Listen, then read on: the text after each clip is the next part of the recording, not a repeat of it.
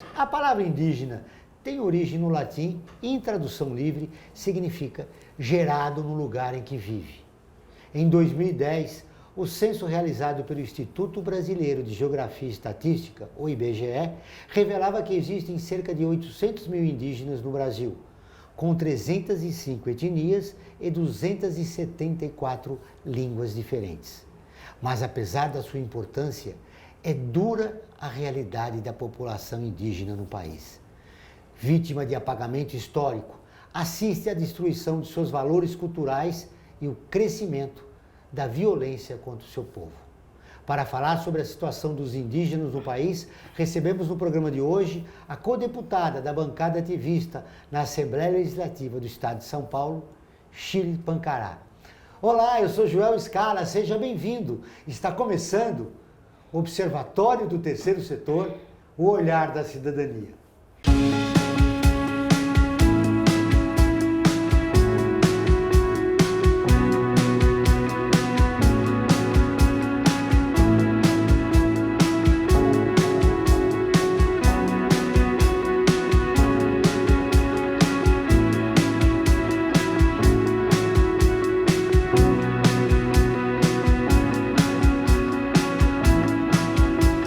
Shirley Pancará é militante do movimento indígena, doutoranda em antropologia social pela Universidade de São Paulo e co-deputada do mandato coletivo da bancada ativista na Assembleia Legislativa de São Paulo.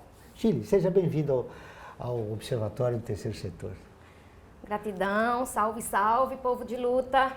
Uma gratidão estar aqui no Observatório do Terceiro Setor. Por que a sociedade se recusa a reconhecer os direitos da população indígena? A sociedade, essa massa aí da descendência de europeus, né?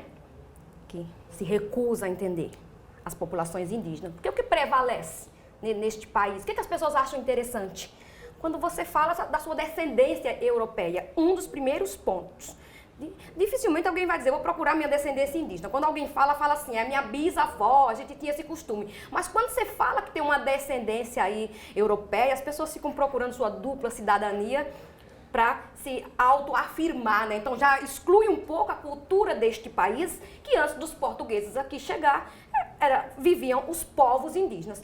Tem também outro agravante que se prevalece nos dias atuais. É o interesse pelas nossas terras, o interesse pelo agronegócio, né? Então, quando eu apago uma cultura indígena, quando eu causo o etnocídio, que aí eu deixo de legitimar aquela população indígena, porque há o genocídio e o etnocídio. O genocídio a pessoa vai lá e mata logo, como faz com muitas lideranças indígenas, Chicão Chucuru, e Marçal Tupã, e várias outras grandes lideranças que lutaram pelos seus territórios e foram assassinadas.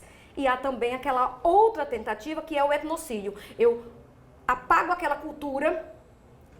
Se estou, exemplo, uma pessoa vem para a cidade. Estou na cidade, dentro da Assembleia Legislativa de São Paulo, para efetivar políticas públicas para os povos indígenas, né? Porque é dali que se efetiva as políticas públicas. Infelizmente, é da política partidária que você se efetiva políticas públicas. É um lugar estranho de nós, povos indígenas, estarmos presentes, porque nós somos da tranquilidade. Mas é lá que nós vamos efetivar nossas políticas públicas e lutar contra o agronegócio. Na Assembleia Legislativa, você já foi discriminada? Que eu tenha percebido, eu não ando dando muito atenção, assim, visivelmente ou verbalmente, eu não percebi ainda, não percebi que tenha tido. Se alguém fez, eu estava tão interagida, digamos, não com aquele prédio todo, mas interagida em fazer políticas públicas, interagida com minhas bases, que eu nem percebi. E em relação ao preconceito? Todo mundo tem preconceito contra as populações indígenas, né? Todo mundo tem preconceito. Acho que considera que nós somos atrasados, né? Quando a antropologia veio no início, a ideia tinha isso, né? Inclusive o evolucionismo trabalha muito isso da antropologia, não é? Essa questão dos nativos como pessoas atrasadas e que a cultura europeia seria a dominante e que nós seríamos atrasados. E por mais que tenham tentado inovar aí com outras teorias, mas ainda assim prevalece essa questão do preconceito. Então, preconceito por ser povo indígena, preconceito por estar na cidade, preconceito por usar um celular, porque eles falam, indígena usa celular. Eles falam assim, eles não falam indígena porque eles não são tão politizados a ponto de usar a palavra indígena, né? Esses preconceituosos. Eles usam a palavra índio, que nos remete ao passado, que nos remete a 1500, antes dessa corja toda chegar neste país. Na sociedade, se generalizou a ideia de que a população indígena impede o crescimento econômico do país. Isso é o que dizem, né? Mas veja bem. Nós estamos impedindo a morte de todos vocês. Se as pessoas querem desmatar a Amazônia, vocês vão respirar como? Se vocês têm água, é porque os povos indígenas preservam os rios.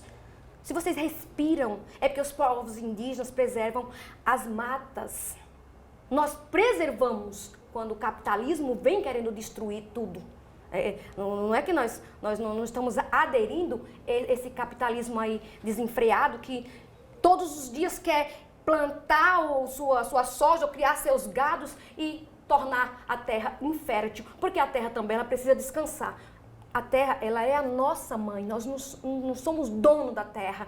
Então a gente cuida dela com o cuidado que nós deveríamos ter com a nossa mãe. Eu espero que todos tenham essa gratidão da pessoa que gerou. Eu tenho uma gratidão enorme pela minha mãe, então a terra para mim é como a mãe. E a gente cuida dessa terra, então um período a gente planta, no outro período a terra descansa. Então tudo é baseado na cosmologia. Quando a gente tira uma matéria-prima da mata, a gente planta uns 10, 20 diferentes desses outros que dizem que nós empatamos o progresso. Então é possível ter um crescimento econômico preservando o meio ambiente? Eu creio que dessa forma que o país caminha, eu acho complicado. Os interesses são outros. Eles não querem mudar o sistema, eles querem mudar o clima. Eles querem mudar toda a estrutura da natureza, os meios naturais. Eles não querem mudar o sistema, eles querem poluir mais. Então, essa relação está difícil. Não consigo, porque cada dia pessoas vão assumindo espaços de poder, e vão piorando a situação. É progresso eu vender, por exemplo, as terras indígenas, porque grandes empresas estrangeiras têm interesse? Eu não sei, eu não consigo entender. Nós temos 13% das terras indígenas neste país, 13%. E era 100% nossa. E como que nós estamos atrapalhando o progresso de alguém? Se vocês não têm terras produtivas, se vocês não têm terras com riqueza, é porque destruíram todos, não tiveram a preocupação de cuidado com a terra, não tiveram a preocupação de reflorestar, de plantar de novo, tirando uma matéria-prima, você plantando 10, 20, nem preocupação, só queria saber do dinheirinho. Todas as terças e quintas-feiras, ao vivo, às 14 horas, tem programa de rádio Observatório do Terceiro Setor, onde recebemos especialistas que, junto com os ouvintes, debatem os principais temas da atualidade e do terceiro setor. Você pode ouvir pela Rádio Trianon AM 740 ou em qualquer lugar do mundo, pela internet, do seu celular, computador ou tablet, pelo link que aparece na sua tela. Voltamos depois do intervalo. A FIA é muito mais que uma escola de negócios. É graduação, pós-graduação, MBA, mestrado e consultoria para empresas. Isso faz diferença. Conheça a FIA. Olá, eu sou Laura Gelbert, da ONU News.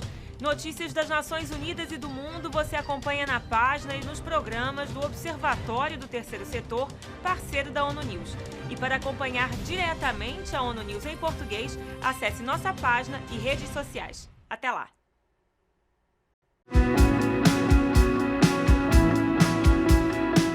Voltamos com o Observatório do Terceiro Setor. E agora vamos para o quadro Você Conhece?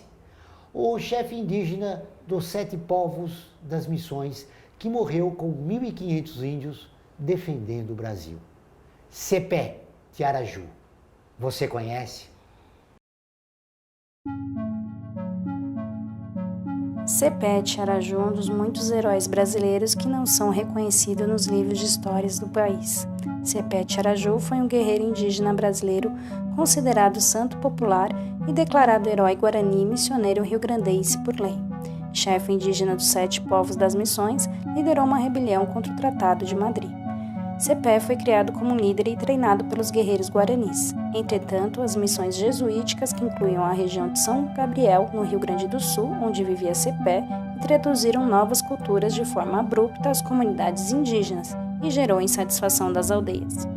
As missões encarregavam de implementar nas aldeias guaranis casas coletivas, centros administrativos hispânicos, expulsão de pajés, que eram substituídos por líderes jesuítas, e o estudo religioso como fim de conversão. Além disso, alteravam a divisão das propriedades e dos trabalhos entre os indígenas.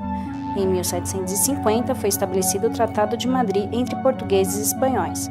O tratado determinou que Portugal iria ceder a região da colônia do Sacramento, hoje o Uruguai, à Espanha, em troca de cessão do território dos 7 povos das Missões.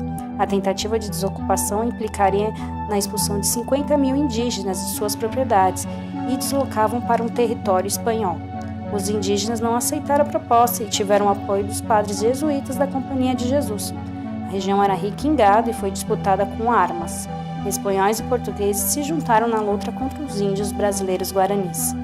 Em 7 de fevereiro de 1756, o episódio da Batalha do Caiboaté ficou conhecido como uma das piores derrotas dos índios, com 1.500 mortos. Entre os mortos estava Cepé Tiaraju. Nessa batalha, Cepé disse uma frase que é hoje reconhecida historicamente e atribuída à sua figura: "Essa terra tem dono". A história de Cepé Tiaraju tornou-se tema literário. Entre as obras do tipo, é considerada a mais importante o Romance dos 7 Povos das Missões, de 1975, que retrata a vida do guerreiro indígena brasileiro. Será que ele não tem o reconhecimento que deveria do povo brasileiro porque ele era indígena? Eu creio que sim, porque quando você fala de Dom Pedro I, Dom Pedro II, Dom Pedro sei lá mais o quê, todos, nem sei se tem outros Dom Pedro, mas tudo bem, eu conheço o Dom Pedro I, Dom Pedro II, não é isso? É. Mas os heróis da pátria. Então, quando você lê os livros Heróis da Pátria, você vê justamente a presença desses europeus aqui que invadiram esse país e não dos indígenas. Então, a quem interessa, né? A escola, por exemplo, eu fiz o meu trabalho de TCC voltado a isso, a questão dos povos indígenas no livro didático de História do Brasil, para ver essa presença indígena mesmo, porque quando via aqueles homens bem vestidos não, mal vestidos talvez, aqueles cavalos brancos, né, aqueles cavalos fazendo aquelas poses, e eu pensava, e cadê os povos indígenas, né? Então fui fazer esse questionamento. Mas o livro didático, assim como muitas mídias, elas são um produto mercadológico, né? E aí a quem interessa falar de povos indígenas? Precisamos mudar a educação no país. A Cepé Tiaraju tem que ser conhecido das novas gerações. O que você acha que deve ser mudado no ensino escolar para incorporar esses heróis que são desconhecidos da maioria da população brasileira? Então, o Cepé Tiaraju tem o dia de resistência, que é o dia 7 de fevereiro, que é uma das datas que eu já trabalhei quando fiz formação de professores aí na escola, para que as pessoas tirem da ideia o dia 19 de abril. Porque a escola trabalha o dia 19 de abril, porque é uma data que foi instituída aqui pelo decreto de Getúlio Vargas, né? Você imagina se o indígena tivesse criado uma data, não teria tanta, né, visibilidade. O dia para nós, que nós comemoramos, é o dia 9 de agosto, Dia Internacional dos Povos Indígenas, instituído pela ONU em 1995, com o movimento indígena, com a participação do movimento indígena, né, que define que esse é o dia de nossa existência e luta também, e esse dia do Cepé. Então a escola está longe de avançar. Se no dia 9 a escola está conhecendo agora, você imagina se vai conhecer o dia 7 de fevereiro, o dia de resistência indígena, em menção ao Cepé Tiaraju, que é esse grande líder aí indígena que morreu aí na Guerra Guaranítica, lutando pelo território. O Cepé Tiaraju era Guarani. E nós temos a população guarani aqui em São Paulo sendo ameaçada de extinção, porque ela tem um espaço garantido por lei, que aqui na região do Jaraguá, a zona oeste de São Paulo, e há uma incompreensão muito grande das autoridades em relação àquela população que ali reside. Isso, ali eu trabalhei 8 anos como coordenadora geral ali do Centro de Educação e Cultura Indígena do Povo Guarani, na aldeia Tecoapo-Gaú. E ali nós passei com eles ali umas 2 reintegrações de posse. Tivemos uma vez que nós fechamos lá o Parque Estadual, né?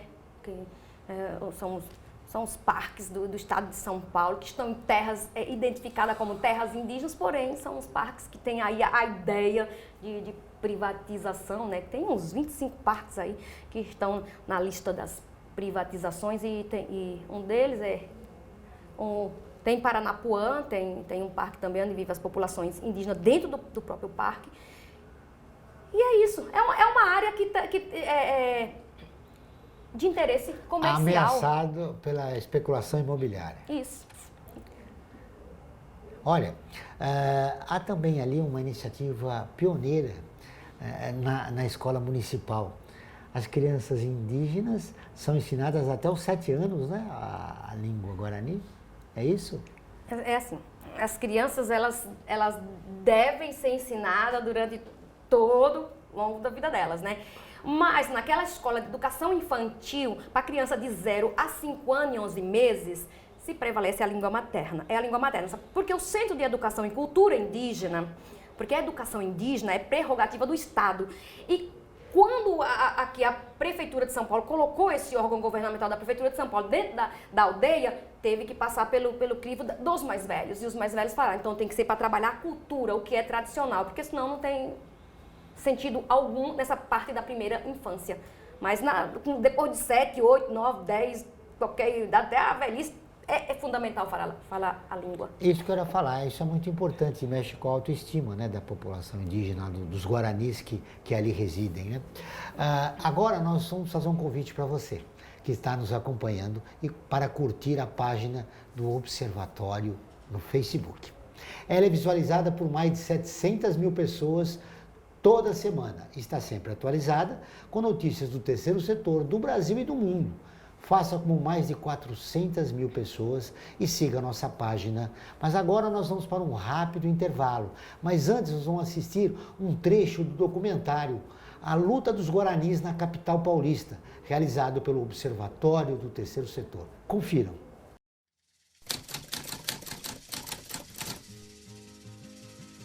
Esse território aqui é o único território demarcado do povo guarani. Ele tem 1 hectare e 700 metros. E a gente está retorno de Guarani, de nosso povo Guarani do Jaraguá, mora aqui quase 600 pessoas.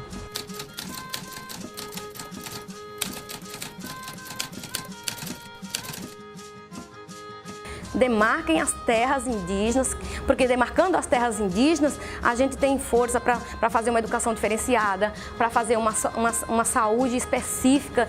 Queremos nosso direito de ter a saúde, a educação melhor para a comunidade. A luta nossa é pela garantia desse direito, para que esse direito seja reconhecido. Né? Não temos mais o lugar, né? Não temos mais para onde a gente ir, então nós temos que lutar pelo que nós temos agora, né? Que essa causa é uma causa verdadeira e que eles precisam do território para poder sobreviver. A gente não quer incomodar mais, só que pelo nosso direito a gente tem que lutar. Já era nosso, agora nós temos que lutar de novo para nós conseguir um pedacinho.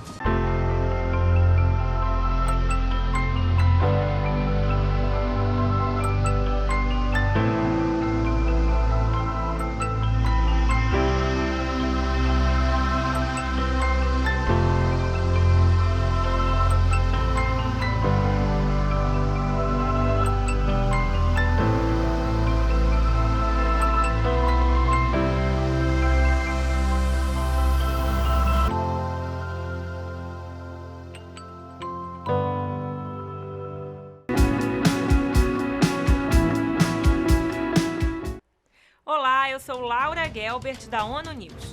Notícias das Nações Unidas e do mundo você acompanha na página e nos programas do Observatório do Terceiro Setor, parceiro da ONU News. E para acompanhar diretamente a ONU News em português, acesse nossa página e redes sociais. Até lá!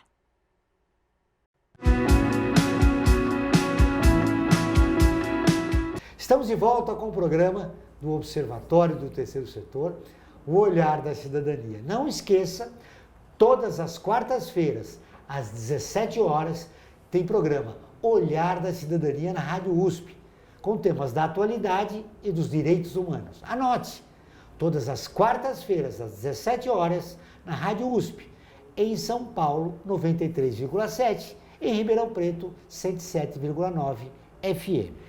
Ô Shirley, queria conversar um pouco sobre a mulher indígena. A gente sabe que a população indígena sofre preconceito, mas a mulher muito mais, né? A mulher indígena eu não sei se é só neste país ou sim em outros, mas em outros a gente sabe também que sofre. A mulher já nasceu uma sofredora, por ter nascido mulher.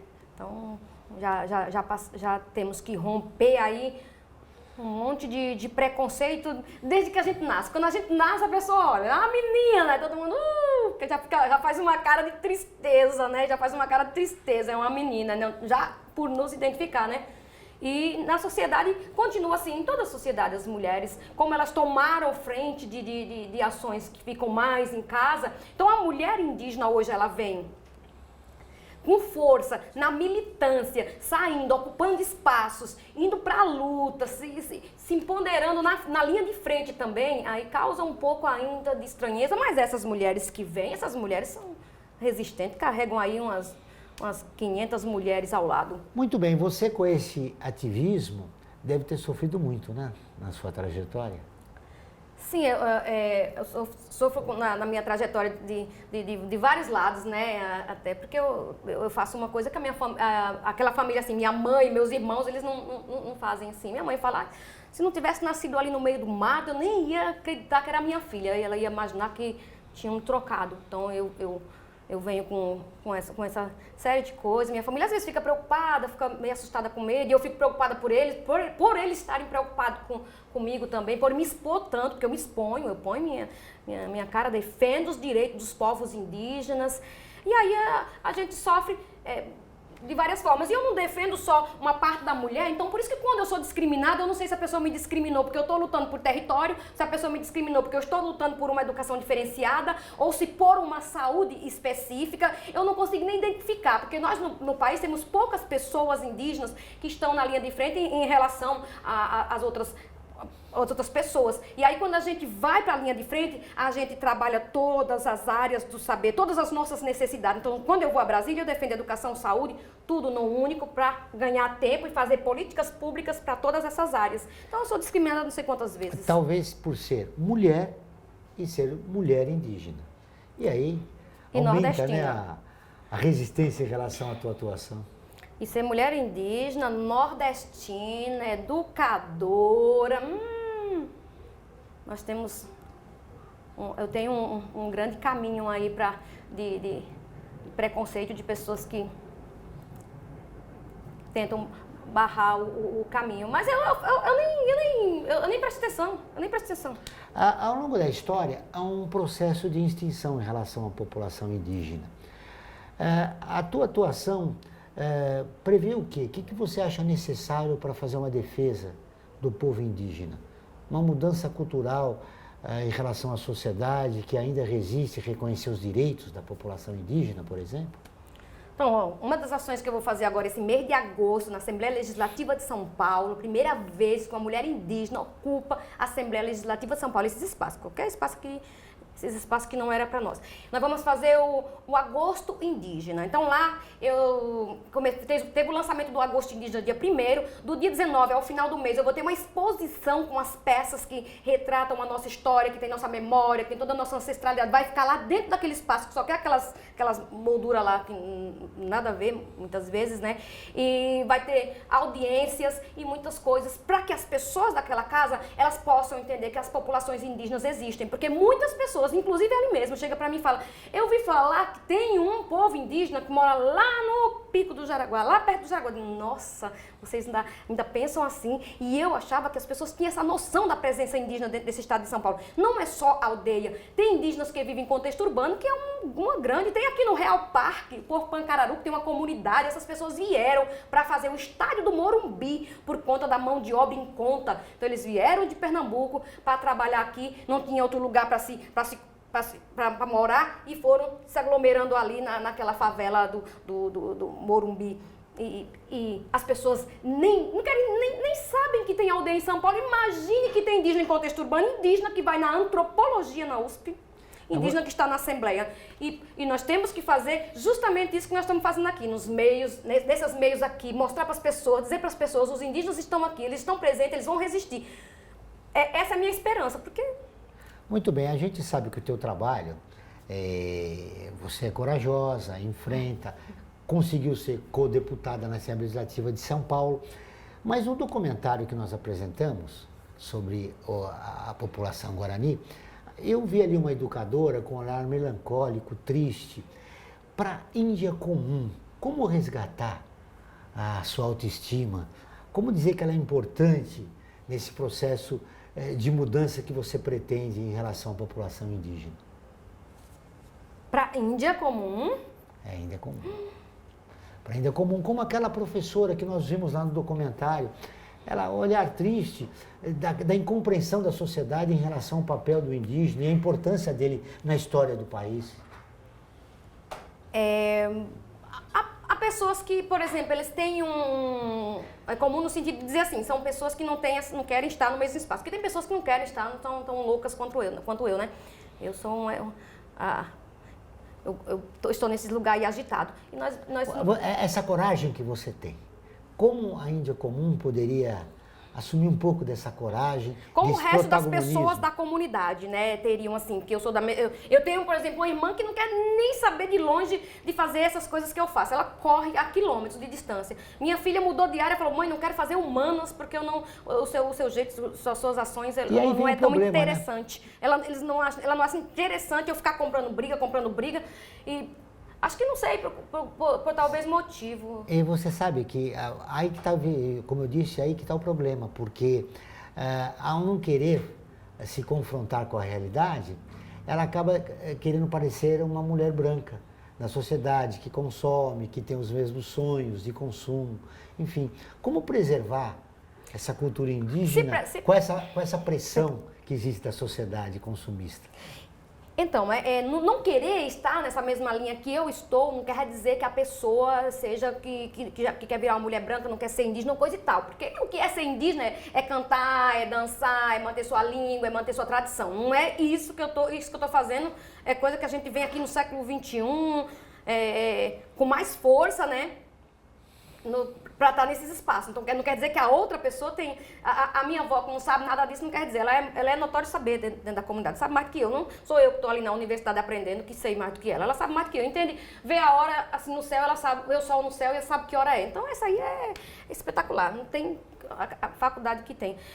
Mas talvez as pessoas também se tornam tristes aqui nessa cidade, porque essa cidade, às vezes, ela é um pouco entristecedora, tá entendendo? Você tem dificuldades de ter uma boa alimentação, você não tem... Aquela aldeia que vocês foram lá é uma das melhores aldeias do país, então a pessoa também pode passar... Tem lugares piores. Hã? Tem lugares muito piores. No país? No país. Tem lugares... piores, mas tem lugares que você ainda pode plantar um pouco, ali só não temos espaço para plantar. Então, quer dizer, para nós viver da cultura, não é isso. Como eu vou manifestar a minha cultura? Então, aquela educadora, ela só vai passar a transmitir aqueles conhecimentos, muito dos conhecimentos, por meio da técnica, por exemplo. Ela não transmite como antigamente, ou como ensinaram para ela. Eu vou ensinar uma técnica de pescaria, cadê o rio? Não tem. Eu vou fazer uma armadilha na mata, cadê a mata? Não tenho. Shirley, finalmente, aliás, eu sinto muito, mas o nosso tempo está acabando. E para fechar nossa entrevista, eu deixaria você, sem nenhuma pergunta, o que você diria para a mulher indígena que hoje sofre o preconceito da sociedade, luta pela sua sobrevivência e tem compreensão, né, da maioria dos brasileiros a respeito da sua origem? Para as mulheres indígenas é que nós estamos aí juntas nessa luta. É difícil, mas nós vamos resistir, porque eu acredito que é a mulher indígena que vai mudar contribuir com essa mudança do país para melhor, para o bem viver. É a mulher indígena que mantém muito do que existe dentro das bases. Então, mulheres indígenas, vocês são muito fortes. Eu tenho uma total admiração pelas mulheres indígenas, grandes guerreiras, mulheres de força, mulheres de luta, resistiram e resistem a todas as tentativas de apagamento, a todas as formas de violência, e nós nos levantamos aí e vamos. Então vocês são importantes, vocês são guerreiras, são lindas, são maravilhosas, se amem e lutem por território e venham junto elaborar políticas públicas para que nós possamos nos fortalecer mais ainda. Porque só falar da cultura, ótimo, maravilhoso, a gente se fortalece. Vamos fazer políticas públicas para garantir que eu possa permanecer a minha cultura. Porque no tempo que nós estamos vivendo não está fácil para ninguém, os pobres, claro. Shirley, obrigado pela entrevista e parabéns pelo teu trabalho. Gratidão, salve, salve. O Observatório do Terceiro Setor fica por aqui. Esse e todos os nossos programas de TV e rádio estão no nosso portal, acessado por mais de 2 milhões de pessoas de 173 países. Acesse você também, observatório3setor.org.br. E nós voltamos na próxima semana, sempre na luta por uma sociedade mais justa, solidária e tolerante. Até o próximo programa.